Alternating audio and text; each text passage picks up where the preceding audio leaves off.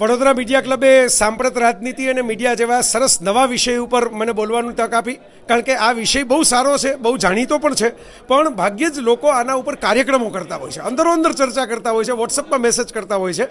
પણ વડોદરા મીડિયા ક્લબને અભિનંદન આપવા પડે કે એણે એક સમૂહ જાહેર આમંત્રણ આપીને સમગ્ર નગર માટે એક જાહેર કાર્યક્રમનું આયોજન કર્યું. તો મને તો આ વિષય ઉપર ખુલીને બોલવાની બહુ મજા આવી. અત્યારે જે સમય બદલાયો છે, ડિજિટલ મીડિયા બદલાયું છે, નાગરિકોની વૃત્તિ પણ બદલાઈ છે, શિક્ષણ પણ બદલાયું છે, રાજકારણ પણ બદલાયું છે. આ બધાની મને જે સૂઝે અને મને જે ફાવે એ બધી સરસ વાતો કરી.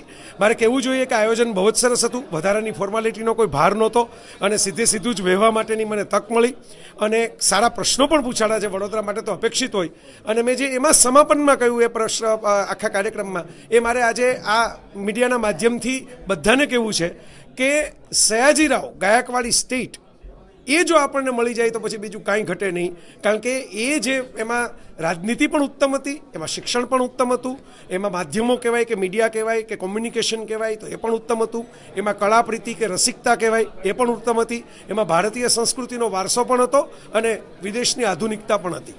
તો આ બધું જ સયાજીરાવ જો આટલા વર્ષો પહેલાં કરી શક્યા તો આજે આપણે વડોદરામાં કે ગુજરાતમાં કે ભારતમાં કેમ ન કરી શકીએ? વડોદરાનો મિજાજ કાયમ મને ગમે છે.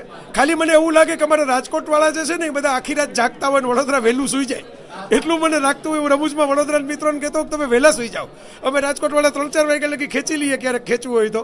આ મસ્તીની વાત છે, પણ વડોદરામાં સરસ કલ્ચરલી અવેર કહી શકાય એવા મિત્રો છે. સાહિત્યની સંગીતની વાતો સાંભળવા આવે અને ભેગા થઈને સરસ રીતે માણે એ પ્રકારનું ઓડિયન્સ છે એવું કાયમ મને લાગ્યું છે.